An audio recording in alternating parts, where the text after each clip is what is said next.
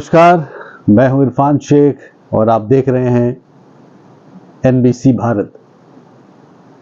आज हमारे एक बहुत पुराने स्कूल के दोस्त केजी विनोद ने मुझे केरला से फ़ोन किया था और उन्होंने एक बहुत ही अजीबोगरीब बात मुझसे कही।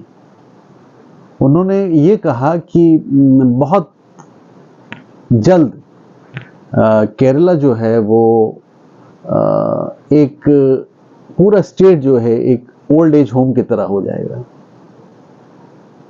तो यहाँ मुंबई में बैठकर मुझे बड़ा ये अजीबोगरीब लगा कि केरला जैसा स्टेट जो कि एजुकेशन के मामले में सबसे अव्वल है, क्या वहाँ पे ऐसी स्थिति आ सकती है। हाँ, मैंने ये बात तो सुना था और देखा भी है और रिपोर्टिंग के दौरान ये हमने महसूस भी किया था कि ज़्यादा से ज़्यादा तर लोग, पढ़े लिखे लोग केरला से वो मिडिल ईस्ट गए हैं, यूरोप गए हैं, अमेरिका गए हैं और ख़ास तौर पे हेल्थ सेक्टर में केरला के लोग जो हैं वो काफ़ी एक्टिव हैं। तो वो जो बच्चे हैं, वो जो वहाँ के बॉयज़ एंड गर्ल्स हैं जिन्होंने अच्छी एजुकेशन हासिल की, दे आर डिसिप्लिन्ड और राजनीति कम करते हैं और बहुत मन लगा के काम करते हैं। They are very punctual for their work.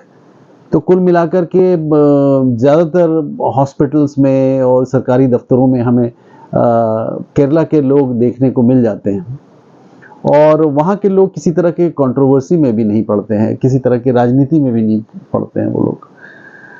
तो ये सारी बातें थी, लेकिन मेरे फ्रेंड केजी विनोद ने जो बातें बताई वो सुन के मैं बहुत हैरान हुआ।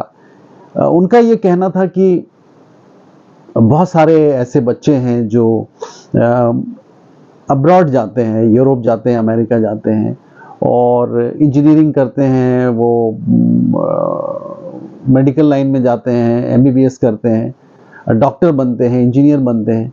तो वहाँ के फ़ीस बहुत ज़्यादा होते हैं, 40 लाख, 50 लाख, 60 लाख, इस तरह के रेंज में वो फ़ीस होते हैं उनके। तो कुल मिलाकर के ये देखा गया है कि जब वो जाते हैं तो अपने घरों को बेच करके जाते हैं और कई बार ये देखा गया है कि जब वो पढ़ लेते हैं तो उनको नौकरियां भी वहीं मिल जाती हैं, या तो अमेरिका में मिल जाता है या यूरोप में मिल जाता है।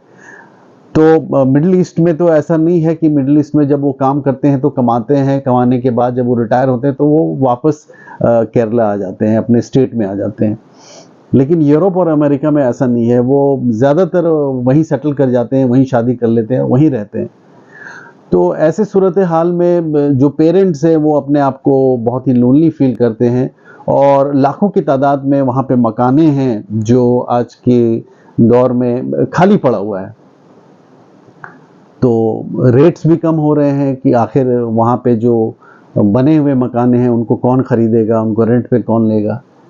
तो ये बहुत ही पिकुलियर सिचुएशन है कि आप पढ़ लिख के भी तन्हा ही रह रहे हैं। आपने बच्चों को अच्छा पढ़ाया, वो माइग्रेट किए, वो चले गए और अल्टीमेटली ओल्ड एज में जो है आप बिल्कुल तन्हा रह गए। एक बात मैं आपको बताना चाहूँगा यहाँ पे, ये फैक्ट है और इससे हमारे स्टूडेंट्स मोटिवेट भी होंगे और ये सच भी है। आपने अक्सर देखा होगा कि जब हम गीता की बात करते हैं तो श्री कृष्ण को हम विजुलाइज करते हैं तो ये देखा जाता है कि श्री कृष्ण जो है अपने हाथ में, अपनी उंगलियों में सुदर्शन चक्र को घुमा रहे होते हैं। लेकिन क्या आपने कभी गौर किया कि ये सुदर्शन चक्र क्या है?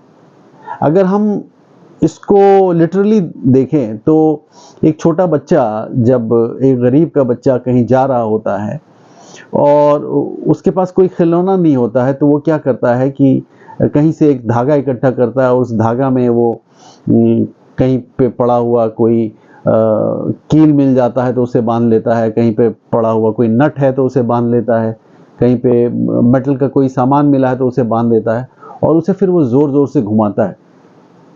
ये हमें फिज़िक्स में भी पढ़ाया जाता था कि मोमेंटम जो एक वेलोसिटी होता है, v इक्वल्स टू mc², यानी velocity is equal to mass into acceleration.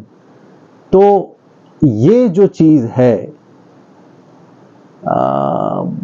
जब हम तेज रफ्तार से किसी आइडिया को घुमाते हैं और वो आइडिया सिर्फ इस बात की नहीं है कि आपको नौकरी करनी है, आपका क्या फायदा हुआ, आपके परिवार का क्या फायदा हुआ, लेकिन जब आपका सोच काफी व्यापक होता है, आप पूरे ह्यूमैनिटी के लिए सोचते हैं, आप इंसानियत के लिए सोचते हैं, तो वो थॉट के अंदर एक मैग्नीट्यूड होता है, एक स्पीड होता है और काफी फोर्सफुल होता है।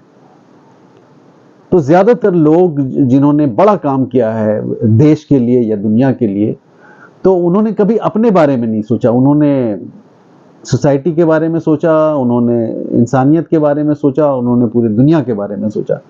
तो मेरा ये मानना है कि कोई भी ऐसा इंसान जिसके पास गुड एजुकेशन है, टैलेंट है जो ईश्वर ने उन्हें दिया है, तो उन्हें मायूस होने की ज़रूरत नहीं है, क्योंकि कुदरत ये चाह रही है कि वो किसी के पीछे ना भागे और किसी के अपने मेहनत से किसी और की दुकान को ना सजाए, बल्कि उस बच्चे की तरह एक तेज़ रफ्तार से उस आइडिया को वो घुमाए और आहिस्ता आहिस्ता वो ये देखेगा कि उस आइडिया के चपेट में बहुत सारे कॉरपोरेट आ जाते हैं, बहुत सारे पॉलिटिकल लीडर्स आ जाते हैं, बहुत सारे एनजीओ आ जाते हैं, बहुत सारे जो लाइक माइंडेड पीपल हैं, यूथ आ जाता है और धीरे धीरे पूरी दुनिया उस थॉट के आसपास इर्द गिर्द घूमने लगता है। यानी कि वो जो काम होता है वो इंडिविजुअल नहीं कर रहा होता है, बल्कि कुदरत वो काम उससे करा रहा होता है।